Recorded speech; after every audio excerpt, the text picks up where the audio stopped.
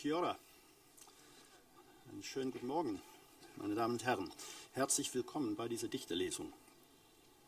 Ich darf mich selbst kurz vorstellen. Ich heiße Pete Marsden. Ich bin Brite, bin vor etwa 40 Jahren nach Deutschland gekommen, um eine Stelle hier so anzunehmen, und ich bin immer noch hier. Und ich glaube, ich kann mich als Liebhaber der neuseeländischen Literatur bezeichnen, vor allen Dingen der neuseeländischen Lyrik, von der wir heute so einen relativ kurzen Überblick bekommen werden. Wir machen gleich auf Englisch weiter. Das Ganze wird aber simultan ins Deutsche übersetzt. Die Übersetzung können Sie, wenn Sie möchten, über die Kopfhörer verfolgen.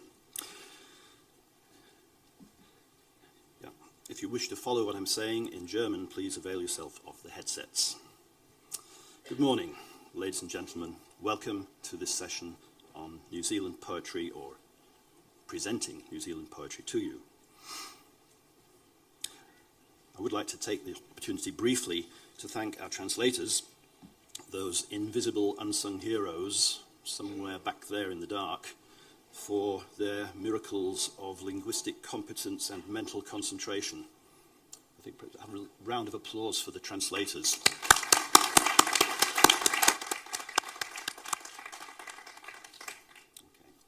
Yeah, so I'm a British academic. I came to Germany for a year in 1970, and I'm still here. On the 10th of June 1988, I fell in love with New Zealand poetry, and we've been happily married ever since.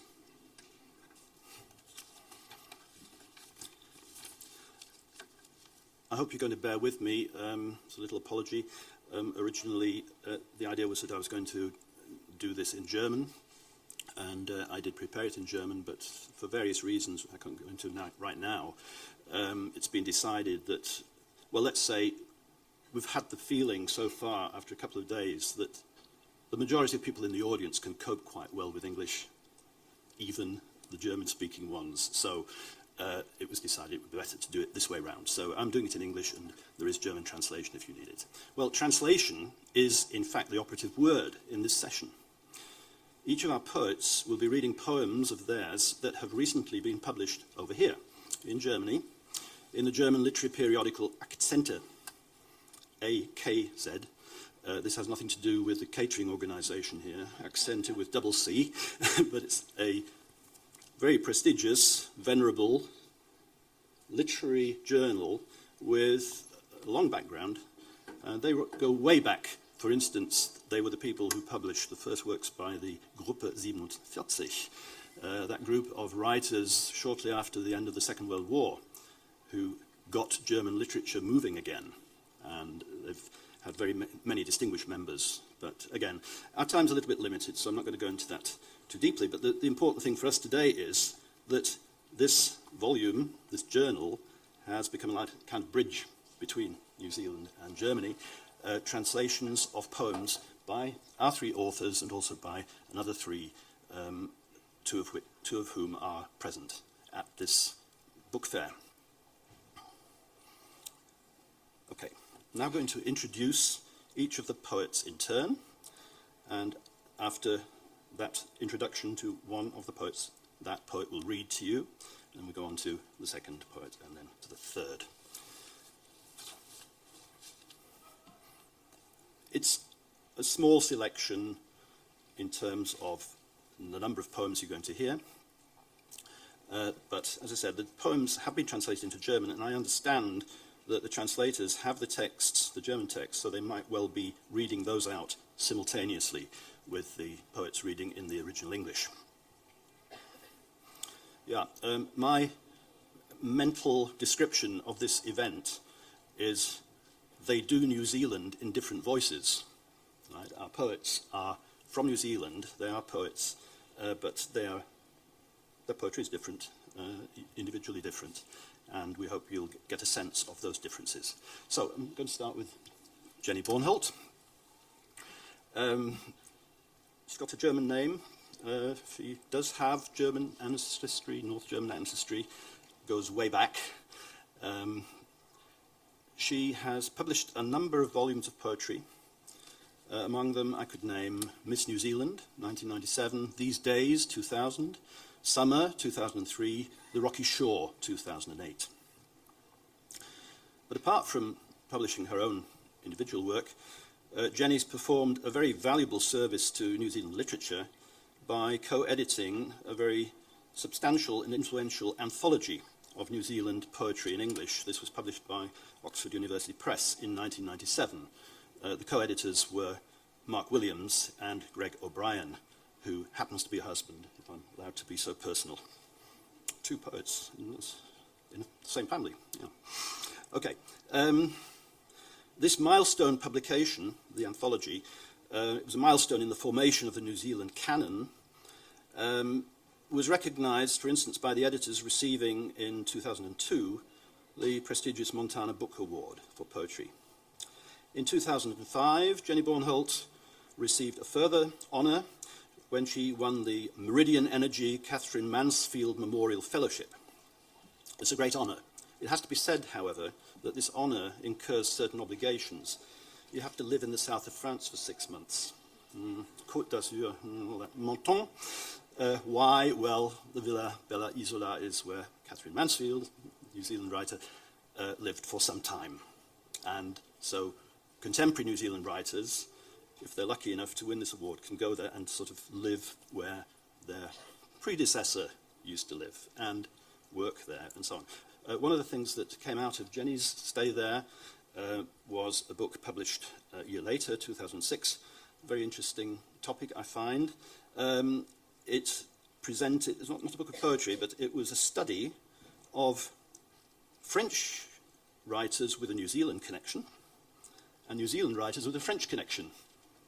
Very good idea to use that stay in order to study that, those two different sets of authors. In recognition of her status in New Zealand poetry, Jenny was made the 5th Poet Laureate, the Te Mata New Zealand Poet Laureate. This is, I think, a very important national recognition of the centrality of poetry and poets for the country of New Zealand. They have their own Poet Laureate. And in 2009, Jenny Bornholdt became the Victoria University Writers' Fellow. Okay, I'm going to shut up now and let Jenny read to you.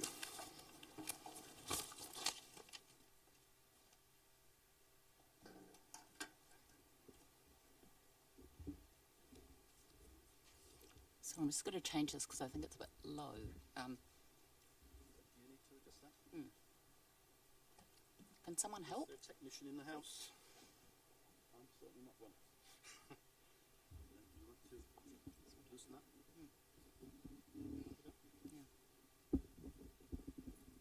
Thank you very much. A poet and an academic trying hard to grapple with the technology. Is that okay? Thank you. Yep. Yeah.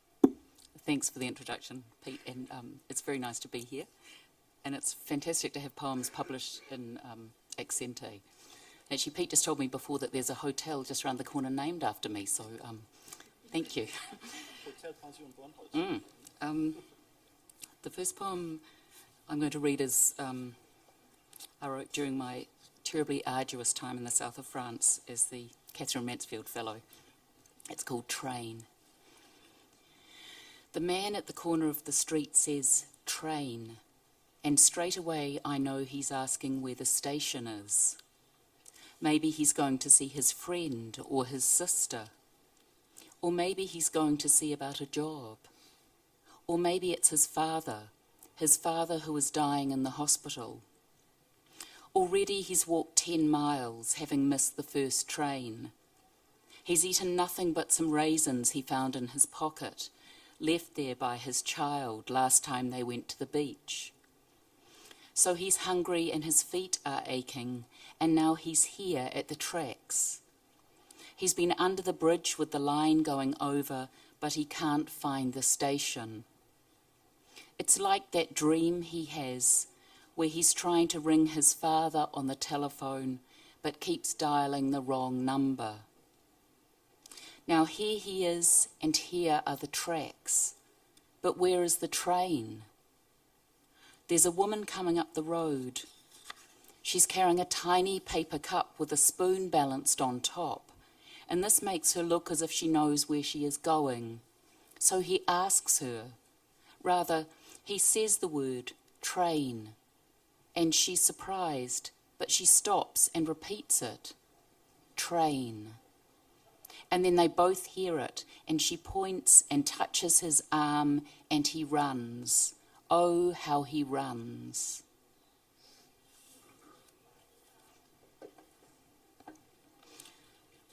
And the second poem I read from Akzente is one called Cast in Order of Appearance, which is written after watching a movie and just wondering about the life of the two really minor characters in the movie and what they might do while the rest of the movie's going on.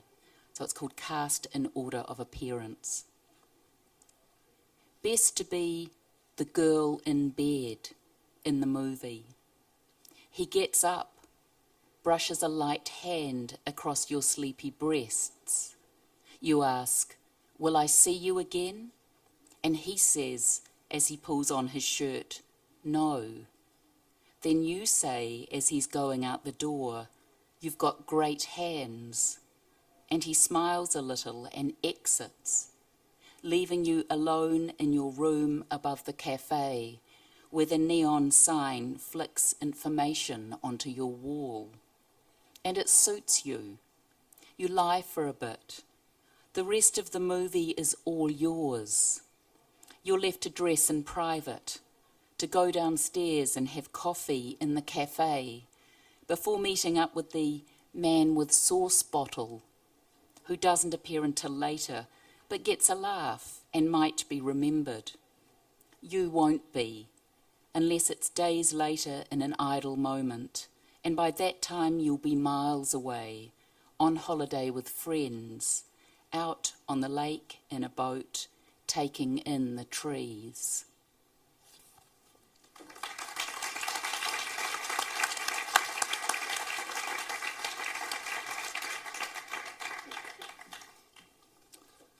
Thanks very much, Jenny. I'll just show this again, partly for people who came a little bit later, and also I don't think I gave the whole auditorium a look at this volume from which the poems are taken that are being read today. Akzente, October 2012 issue. Our next New Zealand poet is Kate Camp. Kate Camp was born in the New Zealand capital, Wellington. She herself has phrased this somewhat more poetically. She said she couldn't remember when she arrived or what it was like the first time she arrived in Wellington. But by all accounts, it was a rather stressful occasion. She was attached to something called an incubator and reluctantly breathed in and out. I think she's come quite a way since then. She attended school in Wellington, and she also attended university in Wellington. And I think one could say that, meantime, Kate Camp is sort of hopelessly in love with that city, Wellington, sometimes referred to as the Windy City, but she describes it as a close-knit village. Well, at the moment, or the last few months, she's been living in a different capital city, the capital city of Germany, also known as Berlin, where she had been the recipient of a very generous artistic grant, something called the Berlin Writers' Residency, which was instituted for New Zealand writers to spend several months, I think up to a year in fact, in Berlin, and the only thing they were expected to do there, I suppose, apart from breathing in and out, was to write something. You know. I don't know whether she feels Berlin is a close-knit village. I don't know if she's going to stay in Berlin as long as the first incumbent of this residency did, Sarah Quigley, who's also attending this event, who went there in 2000 and is still there. Who knows? Okay. Kate's poetry has been described as light but not weightless, radical and powerful, not always politically correct. That sounds interesting.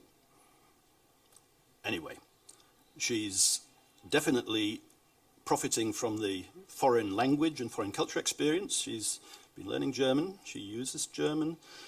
In her first communication to me in an email, she said, laconically but very expressively, alles klar, klingt gut, smiley. That was agreeing with the arrangements for today, which I thought that's nice. Kate has published 4 volumes of poetry. The last one, Unfamiliar Legends of the Stars. No, the first one, sorry. First volume, Unfamiliar Legends of the Stars, in 1999, won an important prize. That was the New Zealand Society of Authors Jessie Mackay Award for Best First Book of Poetry, one of the Montana New Zealand Awards. This was followed by a volume called Realia, 2001, Beauty Sleep, 2005, and The Mirrors of Simple Annihilated Souls in 2010. The latter volume would receive the New Zealand Postbook Award for Poetry in 2011. In 2005, Kate was writer-in-residence at Waikato University, and subsequently she wrote and published an essay with the interesting title, On Kissing. Sounds to me like something Susan Sontag might have written. The one other thing perhaps I'd like to mention, Kate has another fiddle to her bow. She has a radio series, which is called Kate's Classics. And Classics is written with a suspiciously German-looking K, the same as her first name. And apparently there she does reviews of classics and kind of takes them to the cleaners. And it's from the Odyssey to Wuthering Heights. And I think that's probably a very good use of the radio to sort of make people aware of these works, but also to make perhaps the younger listeners aware that Mr. Simpson was not the first person to have the name Homer. Okay, I'll hand over to the poet now.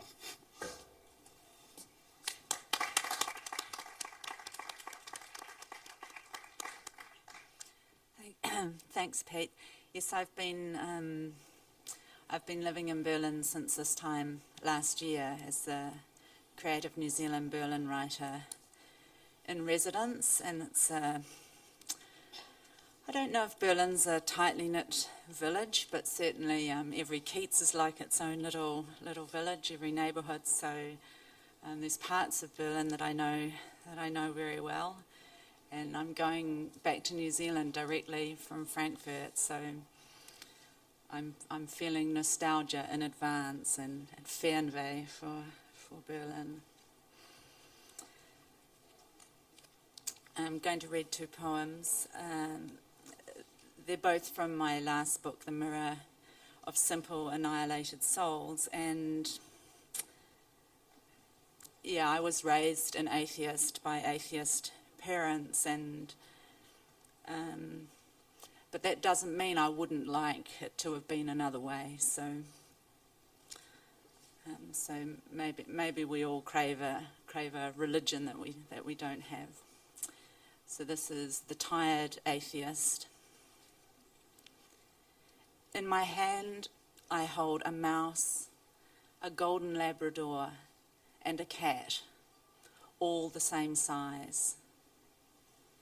Yes, I assume the mythical plenty of a God, where my eyes look become green hills, red houses, skies necessarily blue. In Cordoba, the smell of shit and orange blossom. TVs await the Pope, that puff of smoke. Who knows what they burn to make it black or white? Of course, I don't want to live apart from God's grace. What kind of idiot would force air from their lungs or retch up water? No, behold the mismade agonies of those who attempt to hear with the tongue or eat with the eyes, forcing crusts of bread under the lids. Behold the quiet substance of their rooms, the hollow air in the cavities of their bodies, the finity of their lives, tasting like morning. Now you tell me, if one knows everything and one knows nothing, what the fuck are they going to talk about? It's fantastic to be in Akzente, and since I've been here, I've been reading a lot of German poetry in translation. My German's not anywhere near good enough to read it in the original, but I've been especially really getting into Ingeborg Bachmann, and so it's so great to be published in that same journal. It's really exciting. Unfortunately, one of my favourite German poets, I guess it's kind of stating the obvious, is Rilke, and it's so hard for me to say his name. Like that R is the hardest sound for me to make, so I'm always like Rilke.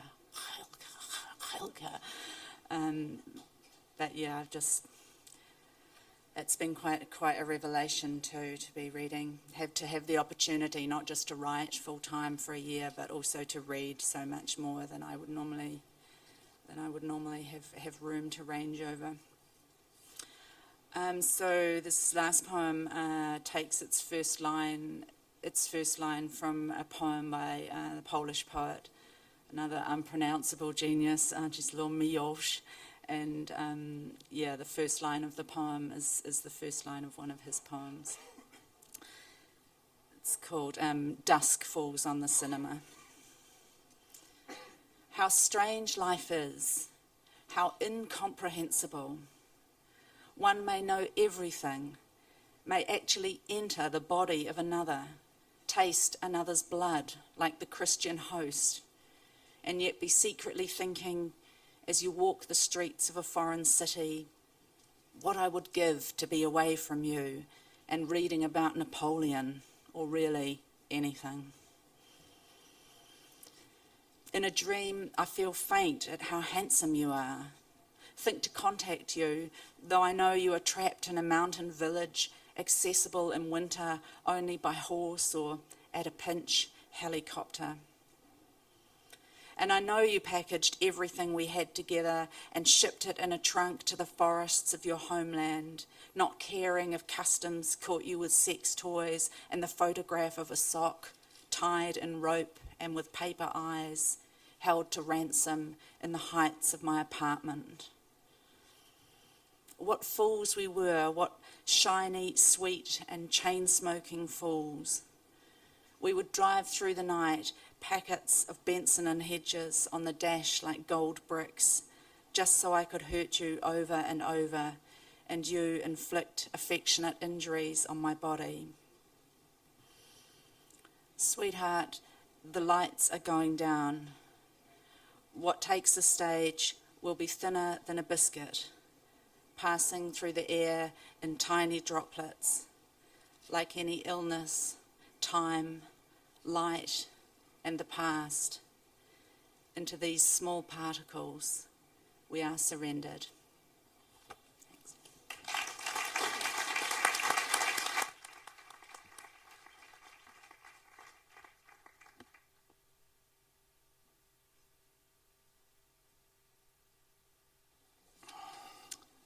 Thanks. Thanks very much, Kate. We are apparently running a little bit out of time. I mean, I could make it easy for everybody and say the next speaker needs no introduction, but I do still want to say something, perhaps two things, about Bill Manhire. We know where he lives, at the edge of the universe. We know that he has written a lot of very memorable and distinctive poetry, and he has written several classics which have definitely been formative in the development of New Zealand literature. But he's not just a poet in his own right, he's not just an academic, he's also been extremely formative of new writers, but formative not in the sense of moulding them to his own taste or to his own style, but bringing out the individual creativity in those young writers or future writers who've attended his creative writing classes at the Victoria University of Wellington. He's been running that for nigh on 40 years, I think. And difficult to imagine such an institution in Germany. Ja nicht seriös. A department of a university that teaches creative writing. But when you hear what the people who've gone through that creative writing course say, I mean, the fact that they produced a Festschrift for Bill's 60th birthday with contributions by 40 ex-students, but now writers, you can see what a huge impact he has on the literary scene. And the writers who come out of that creative writing, they're all different. That's, I think, a really great achievement. And I think that, as somebody said, it's not just creative writing school, he must be a creative teacher. And I think we're very lucky to have him here. People have said of him, no, he's not all that hands-on in the creative writing classes, he's hands-off. It's like being led by a velvet glove. Samtene Handschuh. Here's the man with the velvet glove.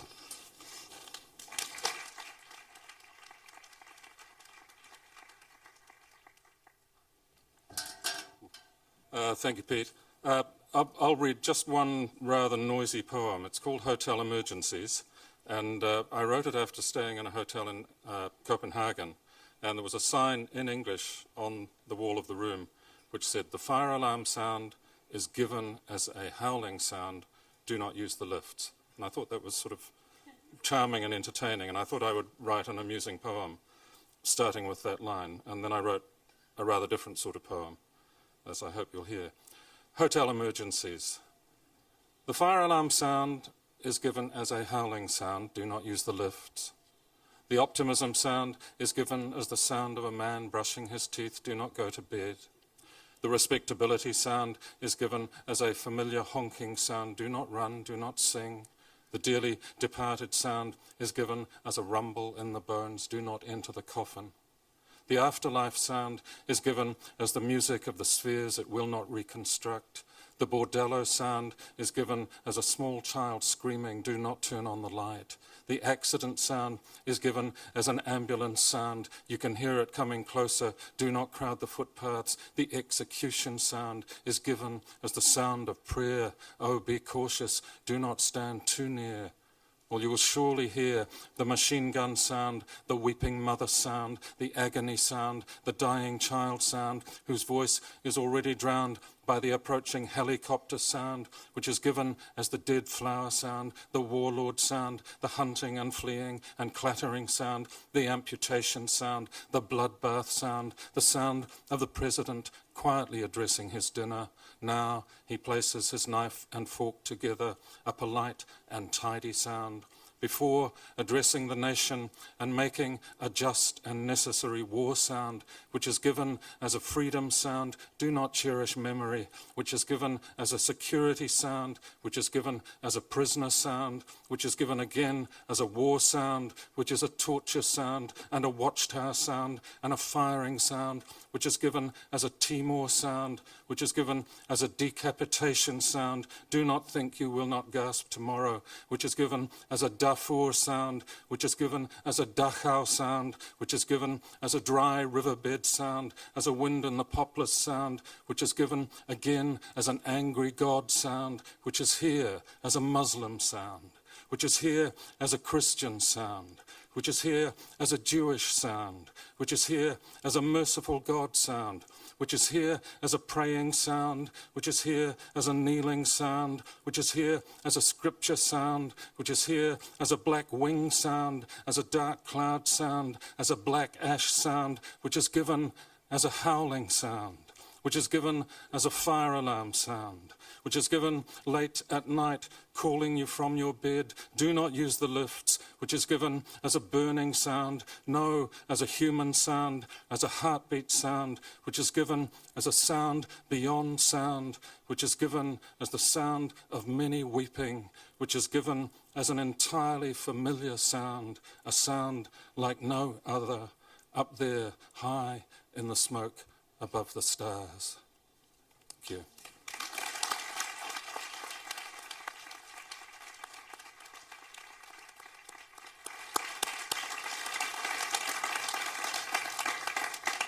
Well, Okay, I'd like to thank our three poets for their contributions, to thank the audience for your attention, and I'm sure you'll agree with me, da waren drei sehr interessante Akzente, die gesetzt wurden. 3 accents of New Zealand literature. Thank you for your attention.